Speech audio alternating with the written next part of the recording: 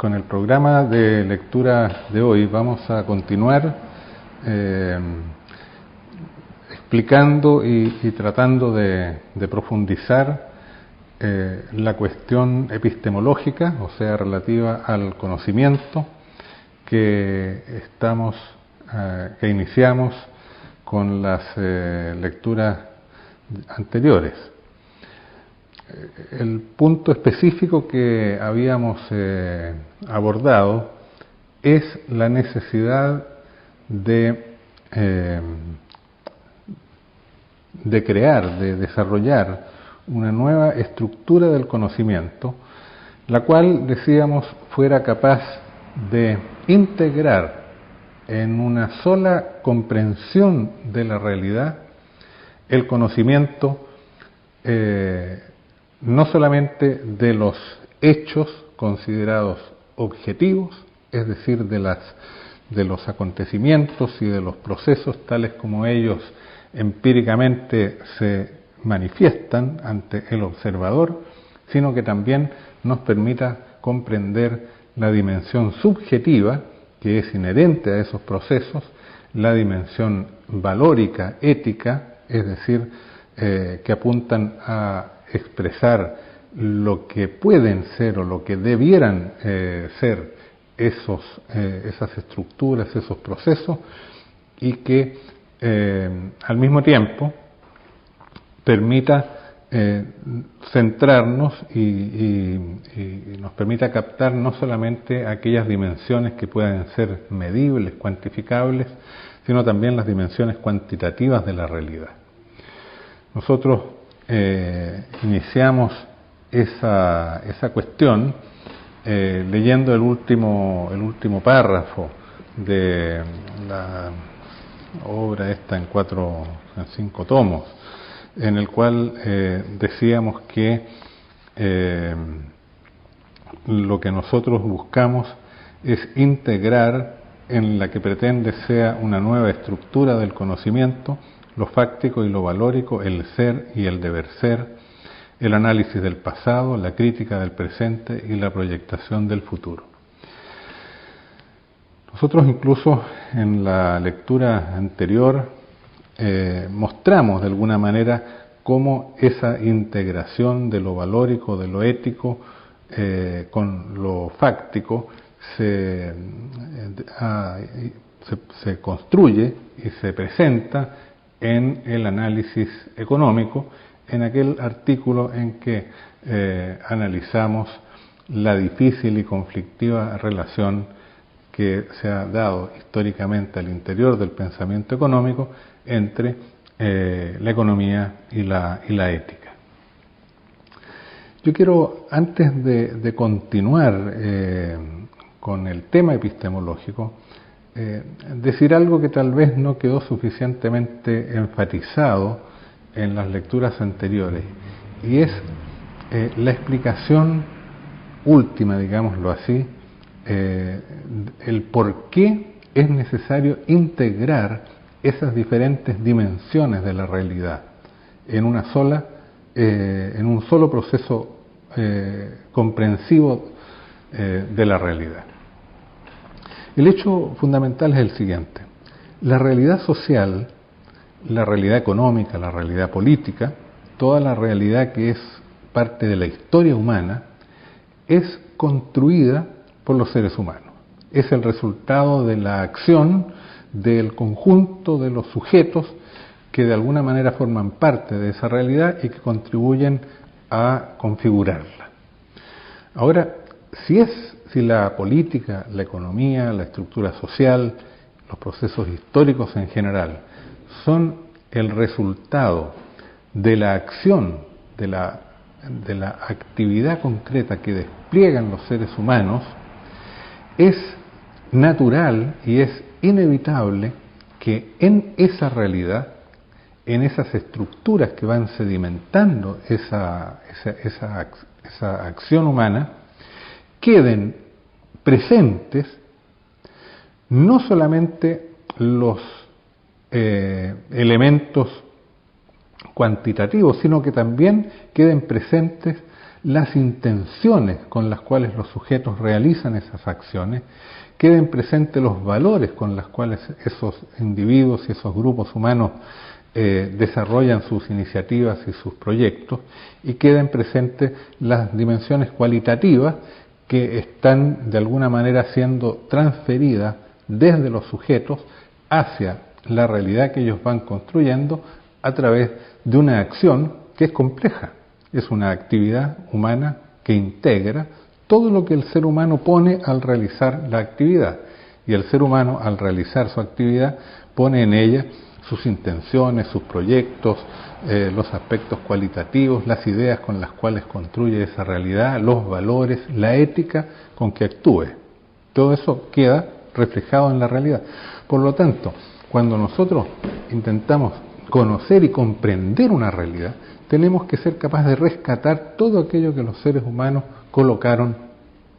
en ella. Y lo podemos ver en un ejemplo muy simple. Si un grupo de personas construye, crea una organización social de cualquier tipo, un movimiento, esa organización social va a contener las intenciones de esos sujetos al crear esa realidad, los valores con los cuales crearon, la ética va a permear los contenidos concretos de esa organización que ellos han creado. La obra humana es el resultado, por lo tanto, de una acción integral. Entonces, cuando nosotros queremos conocer esa organización, tenemos que ser capaces de ver y de leer en esa realidad que vamos a examinar y que tratamos de comprender, todo aquello que los individuos y ese grupo humano colocó en esa realidad. Y lo mismo, por lo tanto, ocurre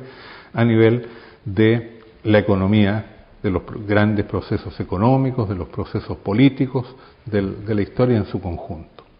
Y entonces, cuando vamos a comprender esa realidad, tenemos que ser capaces de rescatar esa realidad.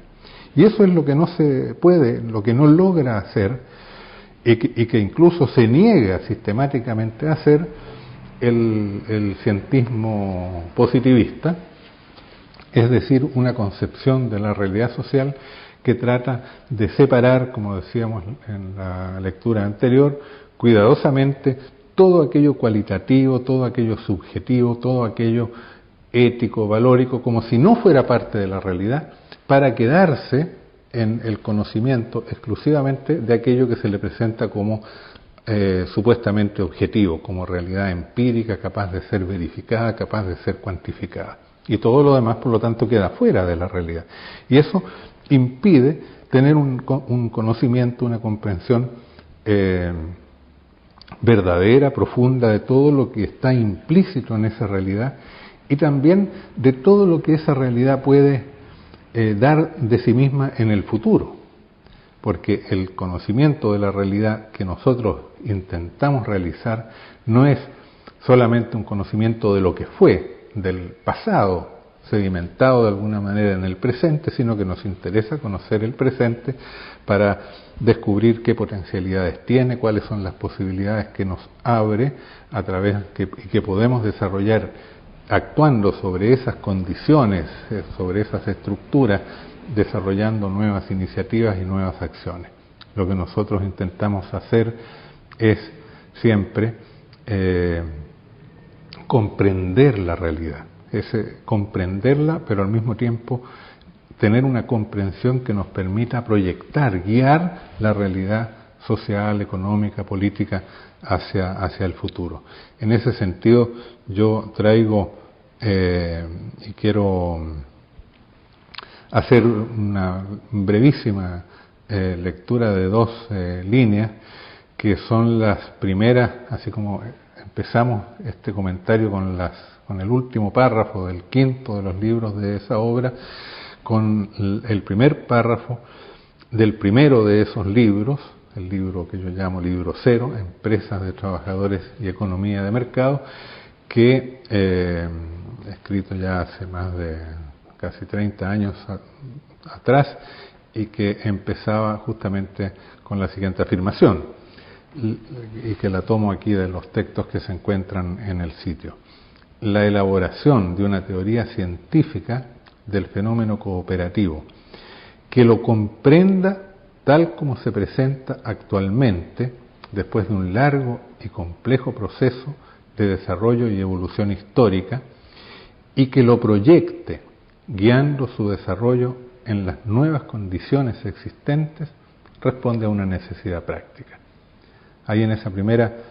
frase de la primera obra, del primero de los libros de esta obra, está resumido el proyecto, lo que se pretende, lo que pretendí, digamos, hacer en este trabajo de conocimiento. Elaborar una teoría científica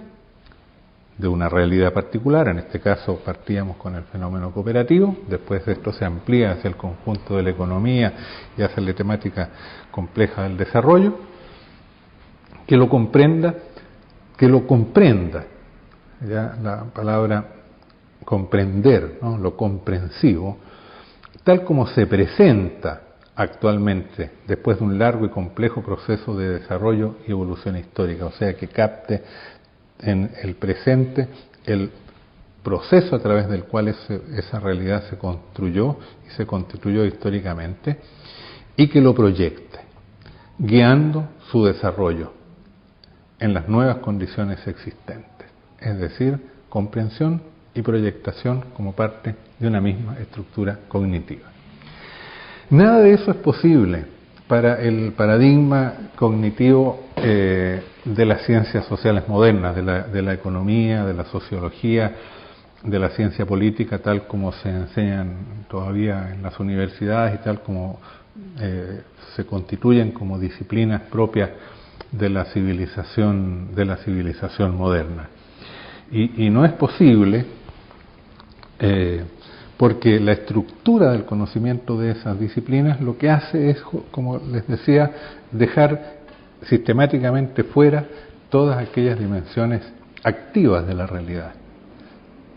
Lo subjetivo, lo valórico, lo cualitativo, lo ético, para quedarse exclusivamente en el registro de aquello que se puede observar y cuantificar. Ahora, naturalmente que hay que decir algo más para ser justos con las ciencias sociales, económicas, políticas modernas. Esas disciplinas se proponen verificar la realidad tal como ella se da, tal como ella se presenta, pero se proponen también explicar esa realidad. Y en ese sentido tratan de hacer una formulación teórica, no solamente hacer un registro de los hechos. Pero la explicación teórica que es posible desde esa óptica cognitiva es el intento por descubrir en lo que se observa, o sea, en los hechos que son considerados, digamos, que son descritos y que son verificados, descubrir cuáles son las relaciones, cuáles son las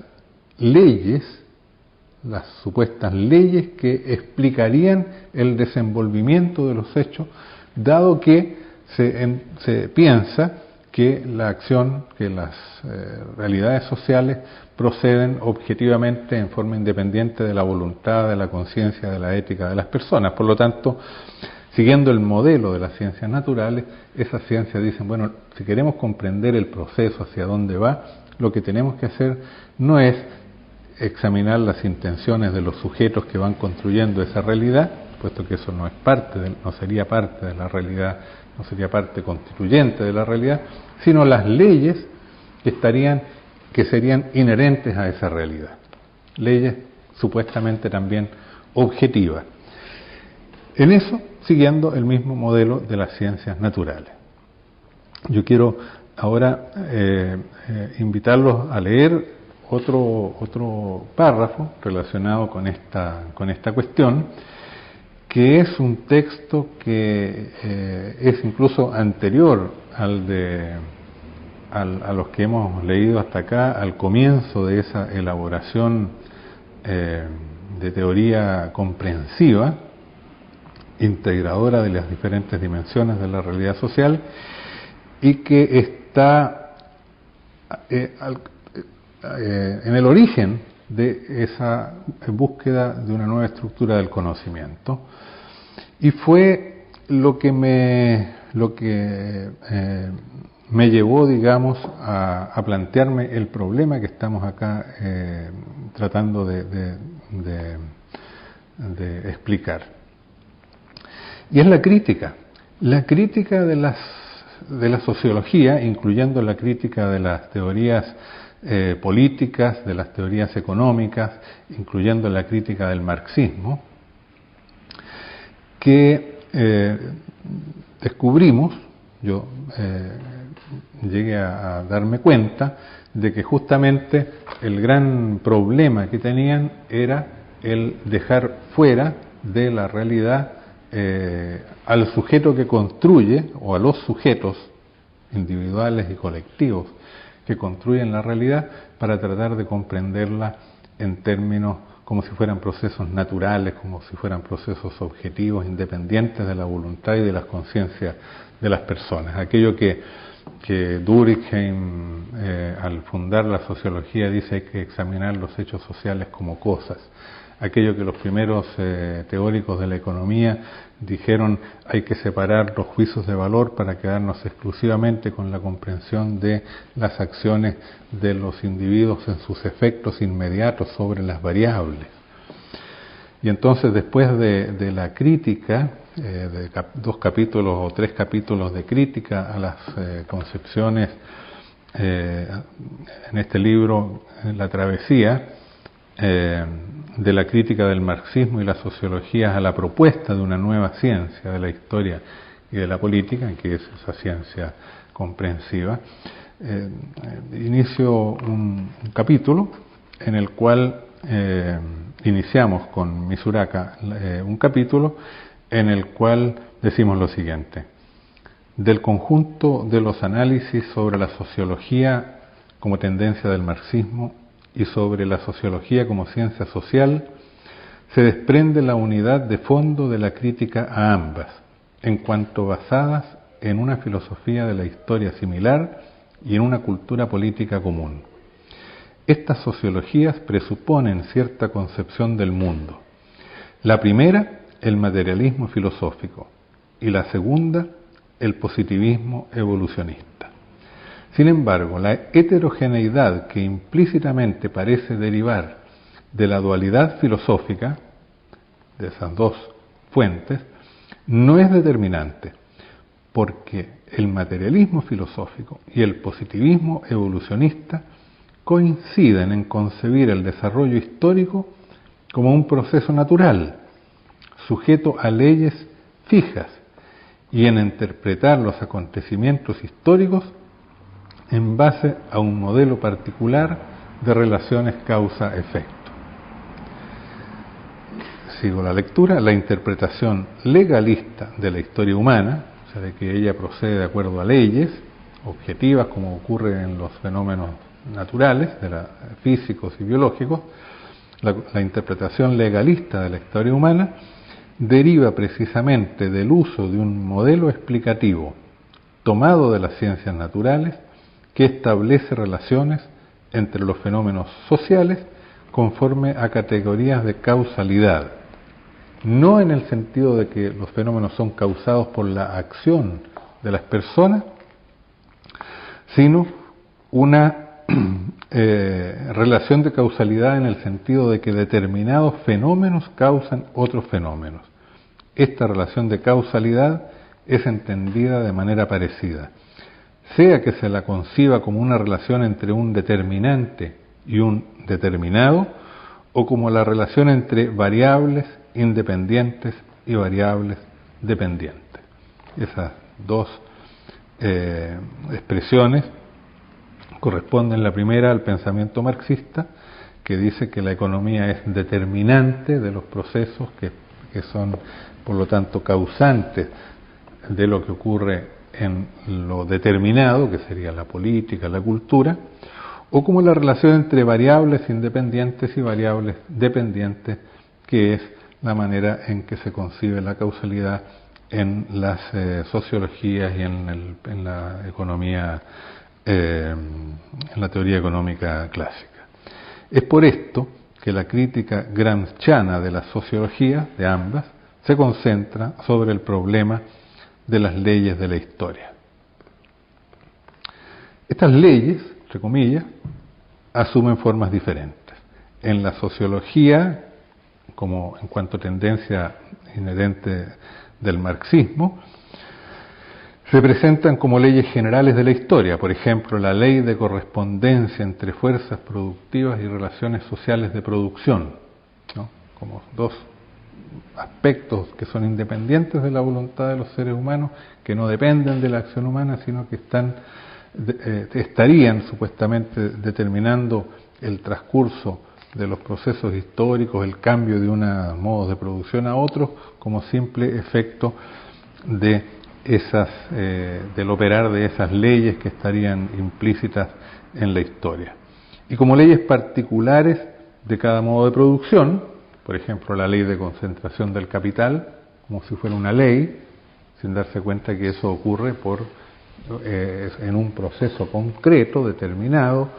no por leyes, sino por correlaciones de fuerzas sociales en que los sujetos van actuando y van configurando procesos que pueden ser de concentración, pero que pueden también ser de desconcentración o de democratización del mercado, dependiendo de cuáles sean las fuerzas concretas que los sujetos logren establecer en esa interacción. Y en cambio, en la sociología, como ciencia social, se presentan como leyes generales de la evolución, por ejemplo, la ley del más fuerte, o como leyes estadísticas específicas, la ley de correlación entre la urbanización y la escolaridad, por ejemplo. La crítica gramsciana de estos dos modos de entender las leyes de la historia se desarrolla unitariamente. El eje del problema es el concepto mismo de leyes, en cuanto aplicadas a la realidad histórico-política, y el uso que de estas leyes se hace en los análisis concretos de los procesos concretos. Lo que se trata, lo que entendimos ya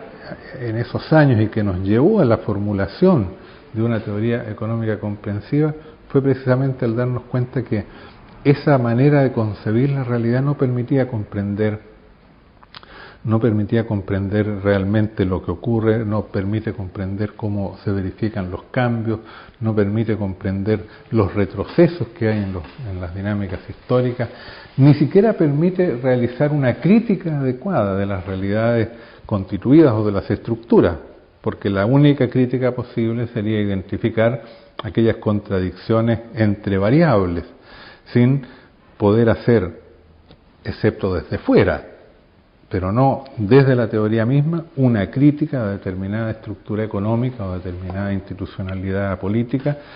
realizada con criterios éticos, con criterios valóricos, con criterios que van más allá del simple identificar supuestas contradicciones objetivas. Entonces, todo el esfuerzo que hemos hecho en este sentido ha estado marcado por esta necesidad de comprender y de proyectar la realidad. Y eso es lo que de alguna manera, lo he tratado de expresar, está en los comienzos de toda esta elaboración y se mantiene como hilo conductor hasta el último párrafo, digamos, de este esfuerzo cognitivo, que fundamenta una manera nueva de pensar la economía, de pensar la política, de pensar el mercado, de pensar el Estado, pero bajo el cual subyace una filosofía distinta, es decir, una manera, una crítica de una estructura del conocimiento y el progresivo descubrimiento y la propuesta de una nueva estructura del conocimiento.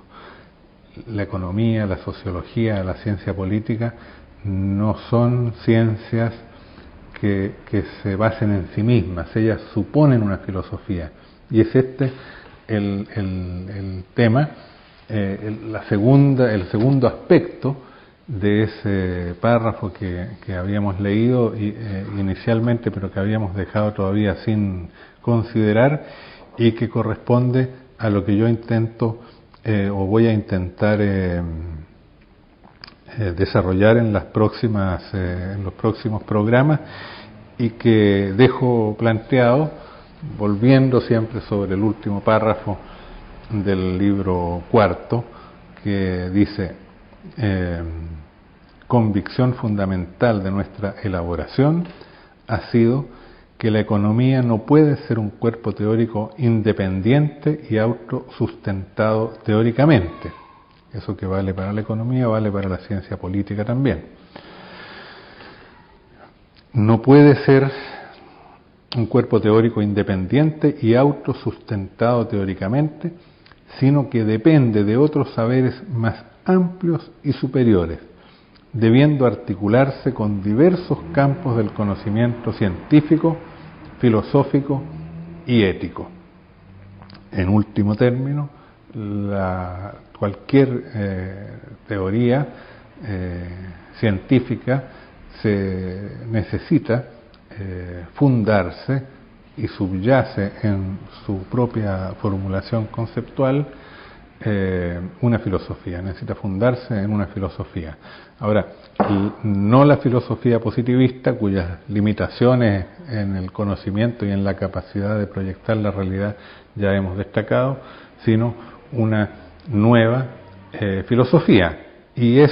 el tema al cual los voy a dejar invitados, porque vamos a tratar de profundizar en ello desde el próximo programa de estos programas de lectura y comentarios, tratando de demostrar y de explicitar y desentrañar cuál es esa formulación filosófica que está detrás y al origen de esta teoría económica comprensiva, y dentro de ella de esta formulación de una economía solidaria, pero también de esta formulación de una nueva política, de una nueva manera de construir historia, de avanzar hacia la creación de una nueva civilización.